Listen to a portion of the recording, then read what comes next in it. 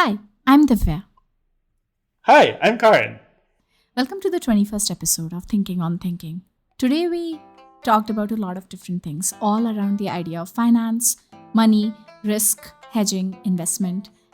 I've had this curiosity around Karan's idea of what money is about and where it should go and where it comes from and how he thinks about it. And today I got the chance to pick his brain about it, and I think it was a super interesting episode.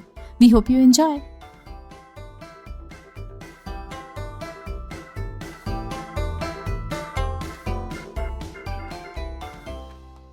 It's also very interesting how we have like very different attitude. Like that reminded me of something else, but like we have very different attitudes towards when kids are learning versus when adults are learning. I've been trying to learn Korean, and I was on the Learn Korean subreddit, and there was somebody who was talking about how they feel so bad that it's taking them so long, and they wish that they were born in Korea so that they would have a better competence of knowing Wow. Korean. And this one person commented that, well, if you had three or four adults around you clapping for every single word you spoke in Korean, I am sure you will learn very fast right now as well. Yeah. And like that's how we treat kids, right? Like I'm sure they speak one word and you're like, oh my god, that's so amazing. They speak one sort of verb in a non declarative tense, and you're like, oh wow, now this guy knows verbs also. And it's like, no, the guy does not know verbs. He just learned another word. Well, and also usually what will happen is someone will point at the object, repeat the word, and then maybe tell you the correct sentence, right? And sometimes multiple people will point at the object and tell you the word. So it's And that is yeah. and like that language acquisition still is like some 6 to 8 year long process. Like you start trying to learn in in the first year of you being born, and it just keeps going on. I would say that okay, a 10-year-old has a reasonable grasp on language, but generally when we are learning foreign languages, we expect that level of grasp in the first like 2 years or even shorter. If 6 months and we're not at conversational level, we feel very frustrated with ourselves. And it's just like the way we categorize things because it's a kid versus because it's an adult.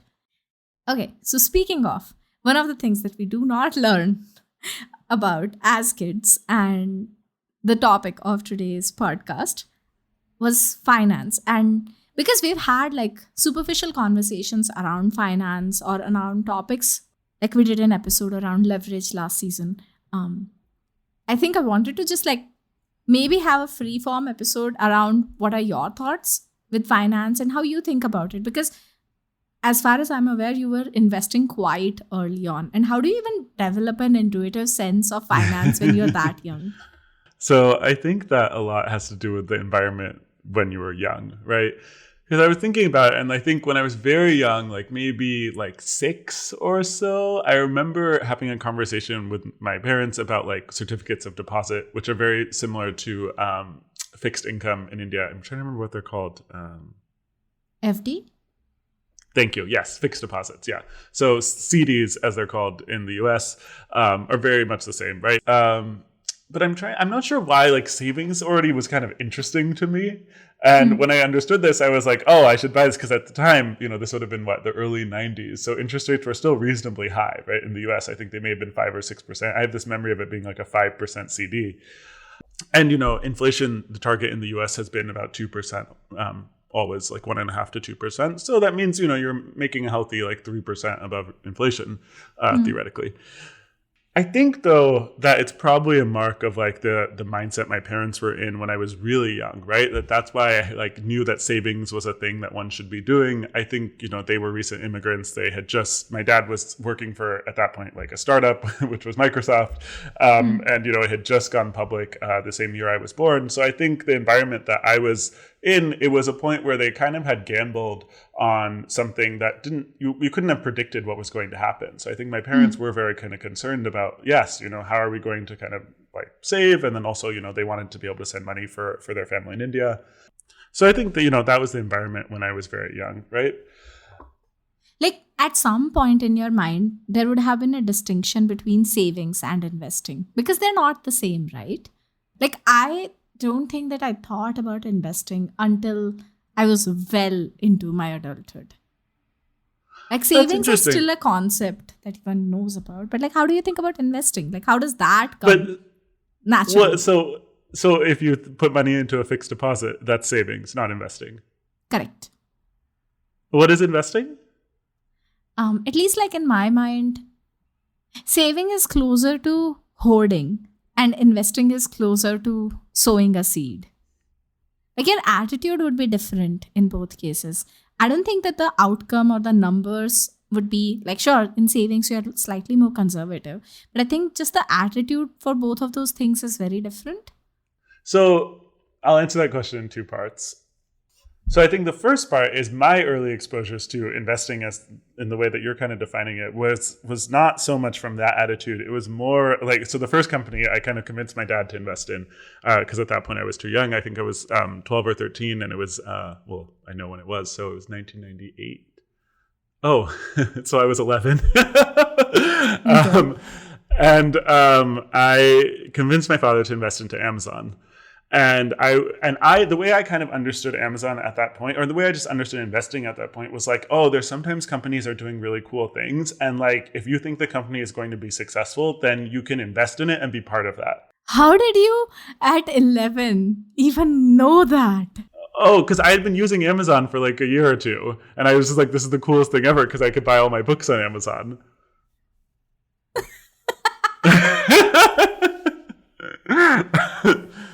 And like otherwise, I used to really go to bookstores. So bookstores were like the place I used to hang out, in libraries when I was little. But yeah, so then I was like, oh my god, all the books I want are right here. Whereas sometimes you go to the bookstore and the books were not there. Okay, so you convinced your dad that he should invest in Yeah, Amazon. and it was great. I mean, I might be off. It might have not been 1998. I remember it was $14 a share because my dad told this story for many years. Because eventually, when I was in, I don't know, maybe in either my late high school or early college year. No, it was late high school years. I traded the shares to my father, and he bought me a camera. Oh dear. Because I really wanted this.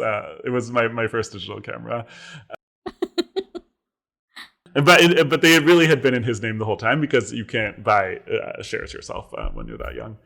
So that's kind of the first part to answer your question. I'd say the second part, I think there's a little bit of a funny thing people do in what you were saying.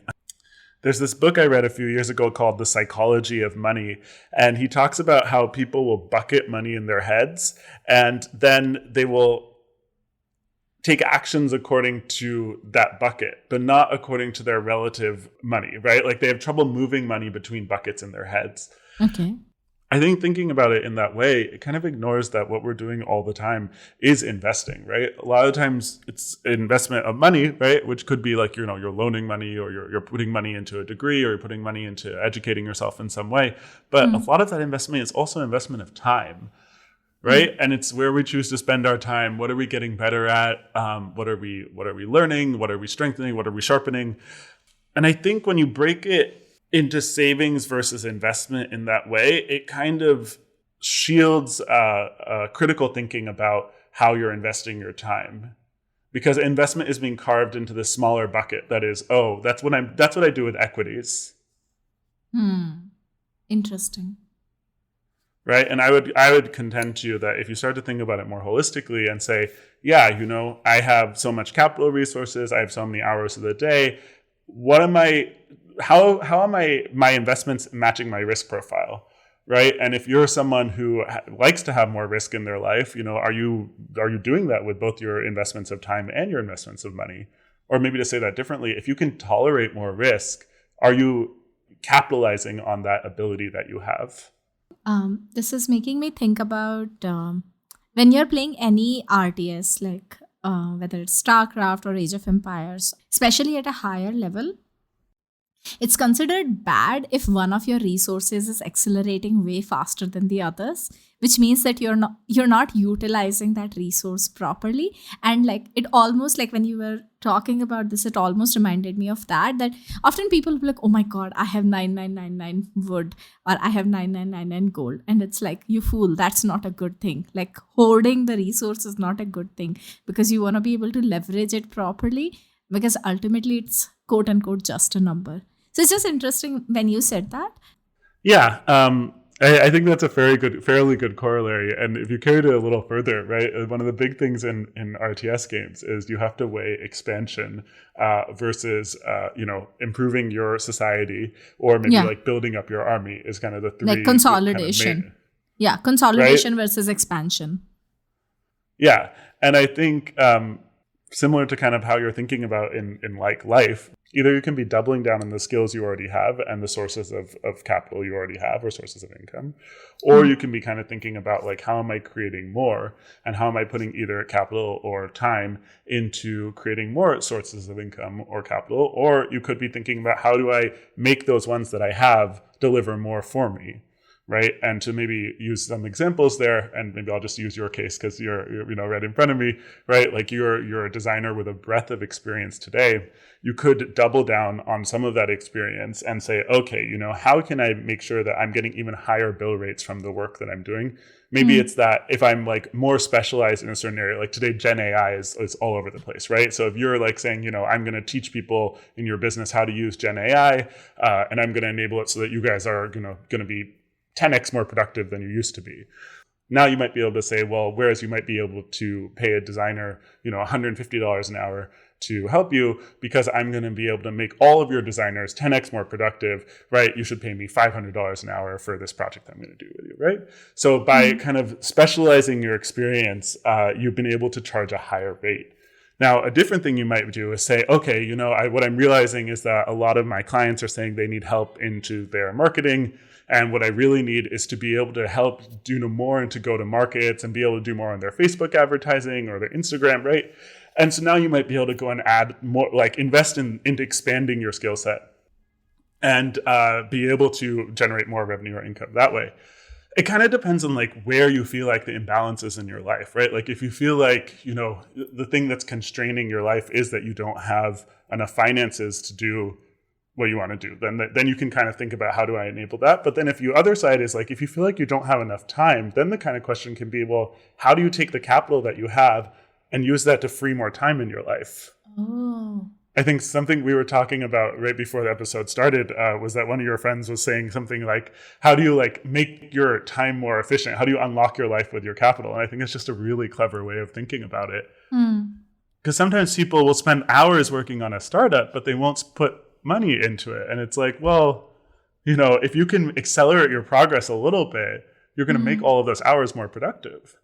And it's so interesting because this breadth versus depth question of when do you invest in what? Of course, as an individual, you would have a leaning towards one or the other, right? Like there are people who are more prone to wanting to go deeper, and there are people who are prone to wanting to go broader. It's always a very hard question to solve for. Which one do you go for at what point? And just thinking about the way you articulated it right now, that like, do you need more time or do you need more capital? Just like thinking, okay, this is gonna give me X and this is gonna give me Y, and how do I balance both of these so that the product is the highest? So, and there's kind of more components to it, obviously, right? Because this is a multivariate problem. But you could also think about what part is going to cost you more from your risk capacity, right? So for some people, the idea Hmm. of not being diversified is really scary to them, whether we're Yeah, talking about like their stock portfolio or they're talking about their skill set, right? yeah. Whereas there are other people who that's not as scary. And you can make money either way. One of the things you can do if you wanted to still have a diversified portfolio and still be able to make money on diversified portfolios, you can borrow money against that portfolio, right? This is called taking a margin loan. It's like what hedge funds do. It's also right when we were talking about leverage, this is a way of getting leverage, right? It's because you are investing more money than you actually have. You're borrowing some money against the value of your stock portfolio. Hmm. Obviously, this increases the risk. It also increases the return, but you're still diversified, right? Whereas if you're someone who you're like, oh, it's not that scary for me to go, and work for 10 years for a startup for a payday that might come. So, I'm willing to also maybe take bigger bets on individual equities because I know some of these stocks are going to work. Well, then what you can do is you can say, okay, well, if I'm going to take a bet on a single equity, and this is one of the things that I do when I'm investing, is I'm going to try and get the upside without taking on a huge amount of risk. So if I invest in a derivative, I think we talked about derivatives a few Yeah. weeks ago. If I invest in a derivative, that can give me more access to the upside without giving me too much exposure because I have less capital that's actually tied up in that one equity Interesting. derivative. So let's say people have X amount of risk appetite and they're able to take that risk across sectors of their life. Or is it that you have X amount and you can take X by 2 in some places and X by 10 in other places? That is a really interesting question. And that is something I have thought a lot about, actually. I think that you have a capacity for uncertainty, and that's very similar to your capacity for risk, but it's not exactly the same thing. Correct. So I think that, Like I have known that I have a very high uncertainty threshold, but I don't think I have a very high risk threshold. your uncertainty is shared. Right. So I Okay. think that when you have a lot of uncertainty in like your personal life or in your work life, right, your capacity for uncertainty in other places diminishes. So you're not going to take on as much risk when you have less Oh. capacity for uncertainty. Oh, how interesting. So it's almost like there are two connected variables that both play into the equation. And I wonder a little bit if this is why people took on so much risk during the pandemic, right? Especially during that period where people were at home. Like, sure, there was a lot of uncertainty, like generally, but there was also like a lot of the small uncertainties in your life just disappeared. I don't know. I could be projecting from my experience, but I think like I was just like, oh yeah, of course, and it manifests in obvious ways, right? Of course I have more time to look at my stocks, right? Of course I'm going to then be able to like, do more trading. But I think part of it is like, it's coming from this, like, I'm going to be at home anyway. I'm going to be taking on this thing. Or I'm not going to be taking on anything new. I might as well like do some risky behaviors here. People have described it in different ways. Some people have said like it was because there was nothing else, right? People were bored and they felt like it was kind of like gambling at home. But I think part of it is just this capacity for uncertainty, Oh, and it's almost like a desire.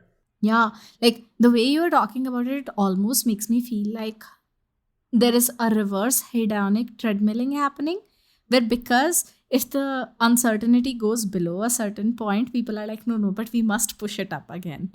Like, I don't want a fully secure life and I don't want a fully insecure life. I want something which is, that is so strange. It's almost like I want uncertain rewards from life. Like, you know about attachment theory, right? And how like anxious attachment style is born out of uncertain reward pattern. Yeah, I know what you mean. This is similar, but on the other side, where we're like, I want to manage my uncertainty to a certain level appropriately across my life.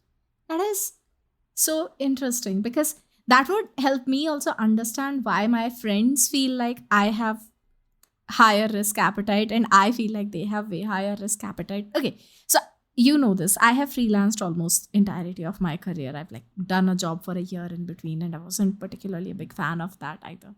Um, and my friends have always seen it as, oh my god, but that's so risky. How do you get there? And I have been like, but you are just doing one job, and anything that goes wrong is going to impact everything. Like, I am actually diversifying my risk. You are choosing the more risky option. And I wonder if it is also because I don't have to have uncertainty on the social construct side of things. I don't have to have uncertainty on a lot of other areas if I'm just condensing the uncertainty into where is the next project going to come from. Yeah, I think that's fair. And I mean, you also are someone, right, who like you live with your siblings, your mom comes to visit a lot. Like you have a very Yeah. stable kind of a personal life. And I think also interestingly, like the more narrow your theory of investment, the higher the rate of return you need to seek for, right? And I think sometimes people forget about that when they're, like you were saying, they go work for these startups. And sure, there's a possibility of a big monetary upside, but it's like if you're not like growing or you're not getting other kinds of return on that investment, if you don't get your monetary upside, it's like, shit, man, that could have been 5, 10, or, however many years of your life. So I don't know. I think that's kind of a thing where like, yeah, people do that when they're looking at stocks, right? They'll look at equities and say, oh, I'm only going to invest in this individual equity if I think I see a large upside. But then somehow in their time, they can be a little bit more oblivious. I think it has a really interesting corollary concept, right? Where I think if you don't give people a focus for competition also, that also can manifest in a similar way, right? When I worked at Microsoft really early in my career, I think it was my last year of college, I was part of the academic evangelism team, which was part of the Microsoft core corporate. But then in all of the Microsoft subsidiaries all around the world, they had different evangelism teams for different sections of academia. So they would have like worldwide education, and they would have like higher education, and they would have like K through 12. And what ended up happening is you had kind of some competition happening between the corporate and the subsidiaries. And it was also because at that point, Microsoft, this is maybe the late 2000s, like Google had started to come out, but no one really could challenge Microsoft's presence as a tech leader, like especially in academia. It was just everywhere, right? It was all Windows PCs and every computer. Macs had started to come, but they were basically only in specialized labs. So it was just an interesting thing where I think, right, if people don't have a focus for that competition, then it can easily become redirected in ways that you don't want it to. And I think similarly, when they're not taking on enough uncertainty in their lives, they start to like create drama, they start to create things to have something to. Anyway, but we can bring it back to finance if you. Okay. So, fair. So earlier you were talking about like, when you are thinking about your investments and like, whether it is time or it is money, you think about it in a certain way. How do you even come up with that? Like, where does the seed of this is how I should think about this problem? So I think there's a specific example, right, which is kind of what you're asking, like, how do I think about it? There's also kind of a more general way I think about it. So I'd say in a general way I think about it, it's like, depending on what you're confident about and what you want to hedge against, that can tell you kind of where you want to end up. So if you're confident about the need for designers, and let's say you're like less confident about the need for like low-level marketing people, right? So then you might start to think about like, okay, if I'm pretty sure that this is the world that we're going to, well, what would be the outcomes of that? So there's going to be sets of tools that these designers use. There's also going to be types of companies that employ them. And there's also going to be types of companies that their success is built on design, right? So you might want to start thinking about like, okay, all of these kinds of companies might be good aspects for me to invest in if I am very confident that design is going to be something that will drive culture and drive like the zeitgeist in the future, right? And similarly, if you're like, marketing tools and like all these low-level marketers who use these tools are silly and there's going to be consolidation in the industry and soon we won't even have these junior marketing people who get paid, $10 to $20 an hour. We're just going to have senior marketing people and they use the like best tools, right? So if you're confident in something like that, then you might look and say, okay, what are these tools that people like marketers are using a lot and where are they deriving the value that they are delivering? So like something like Canva or something is like used by a lot of marketers and, it's kind of panned by like real design people, right? So you might think about saying like, I don't really want to invest in tools like that and look and see like, okay, who is into those sort of spheres? And now I could get a little bit into hedging, but I won't do that so much for right now, because especially when I was early on in investing, I more just thought about who are the winners that I think. And that kind of just fits with my personality as well.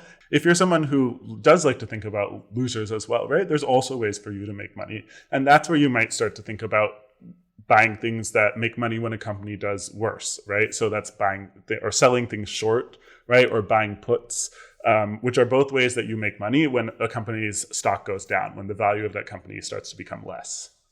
And then the combination of those two is what I was just hinting at, which is how you can hedge. So in case the markets go in the direction that you don't think they will, you can use whichever strategy you're not putting your primary focus on in order to protect against the notion that your strategy is totally wrong.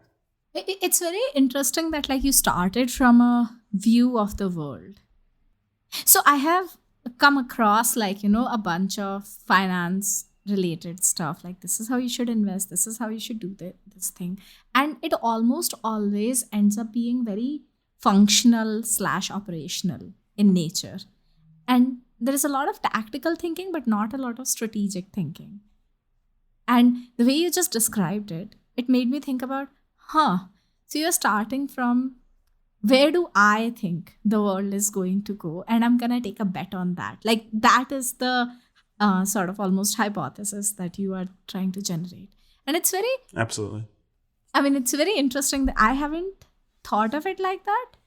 And we've like cursorily talked about it before and I've like found it interesting. But like, I think that we haven't ever like distilled it down into this is how you build almost like a view of the world. It's also making me think about like how many different things would sort of get tied into this. Like, because of course, your morality and your values and like your own specialization and the people you care about, like all of those things would also start playing a role in this thing. Yeah, and if you start to take it to extremes, right? And by that I mean if you start to make very early stage bets on things that might have outcomes in 5 to 10 to kind of 20 years, then the potential for the outcome can be so much that it starts to take away from the value of hedging. So what I mean by that, and actually maybe I could just share an example. So my father invested in a company called Icertis very early on in its career. And he knew the founder well. And basically what they do is they ingest agreements and like signed, contracts. And then they automate staying in compliance, which if you think about it, is just like an amazing thing for like large companies that might sign thousands of contractor agreements, right? And then they don't actually stay in compliance with them, or having someone stay in compliance or know what even to be in compliance is a huge burden. Right. So this company is now, it's a unicorn. I think it's worth more than $1 billion.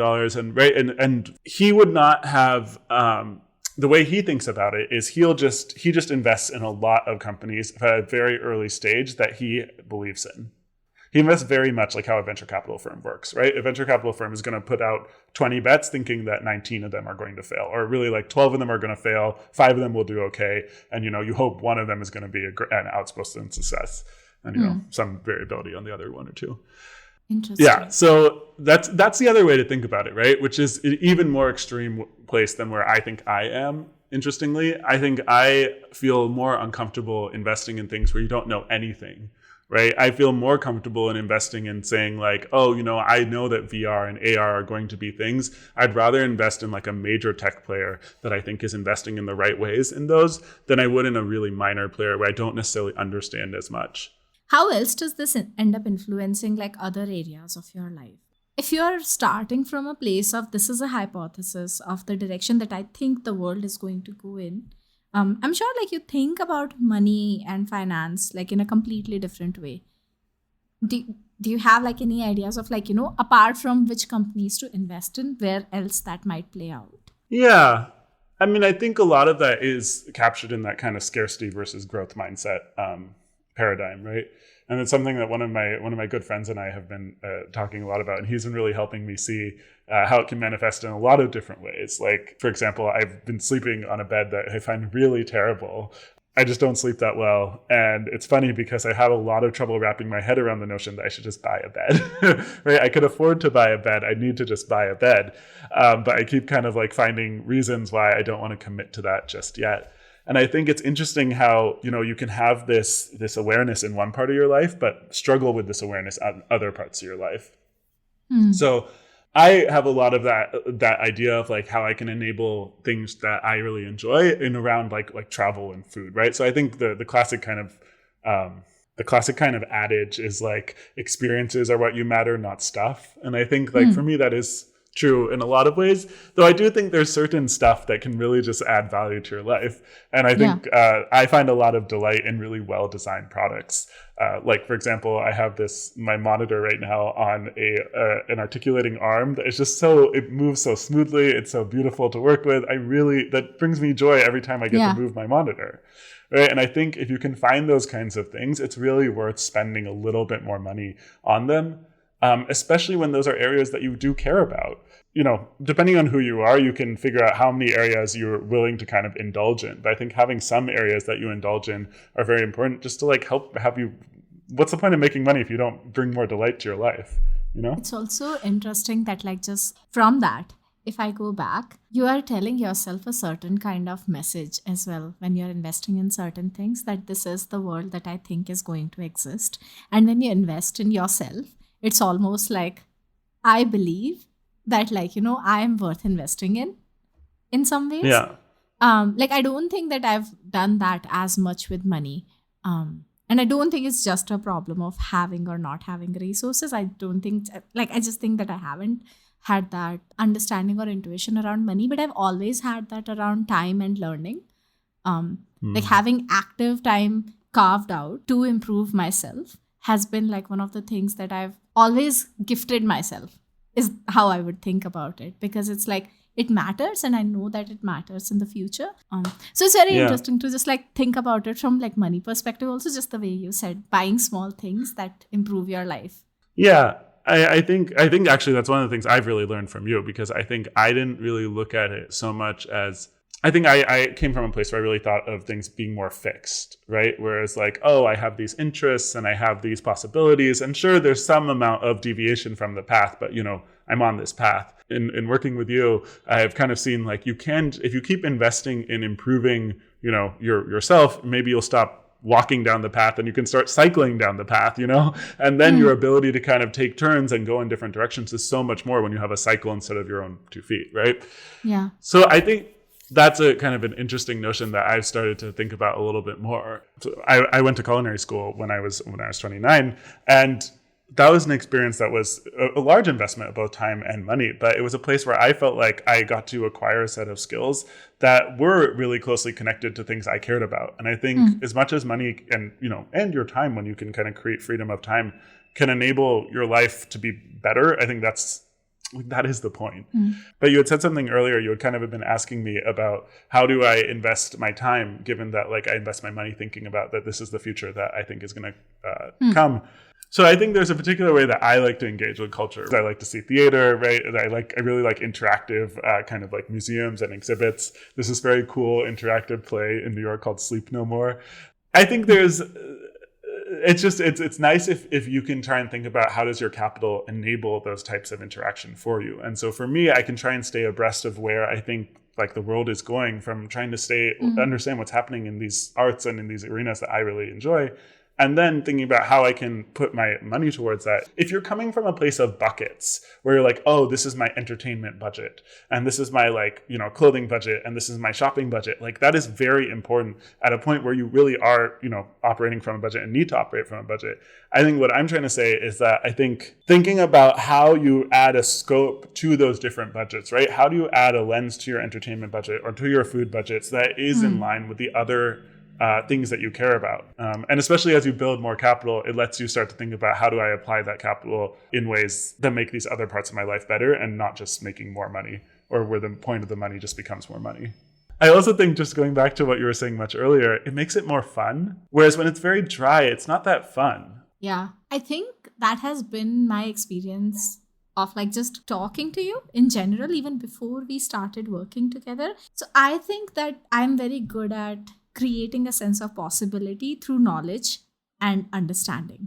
Like, I think that is where my idea of the world is infinite comes from. But I don't think that I had met people who felt that way about money. So even if I am around people who have money, even if they have a lot of resources, they still have a certain bucketed thinking around it. Or like, at least like in my interactions, that never came up. But when we talk about it, I can feel that sense of possibility that you have. It's like you will know a lot of curious people, but not all of them will give you a sense of, oh, the world is infinite.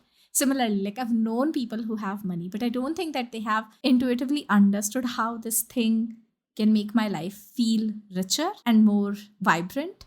And I feel like you had that understanding. So like what you just said, like really brings together like one of the first feelings I had when we became friends. Is like, oh, this person actually has taste and they're using their resources to evolve their taste, which is very different from how most people think of money as a safety net or something that will fulfill my wishes. That's not how you're looking at it. And not that those are bad ways of looking at things, but it's just interesting that you look at it differently. Well, those often can lead to the never-ending money game, right? Like I have some really good friends who have done really well. Some of them made upwards of $10 million, which at our point, we're all in our mid-30s, right? So it's a huge amount of money, but not able to, get off the hamster wheel, right? Like, I think when you have that kind of attitude, right, you always can use a better safety net, right? It's hard to decide that this is enough. Even when we know Like, you know that you have earning capacity. You know that you have so many years Yeah. of working ahead, and you know how much you expend a year, right? So you should be able to kind of calculate out and say, okay, if I keep 3 million here, right, then I can go and start to like invest other things into projects that I care more about. But it's very hard to do that. But your starting premise kind of has to be, how is my money, and how am I investing both my capital, both kinds of my capital, both my time and my money, in ways that are making my life better.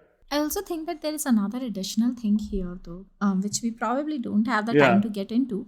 But like, one of the things that I found very useful while learning about science is that different forces operate at different levels, and you have to switch your Yeah. thinking.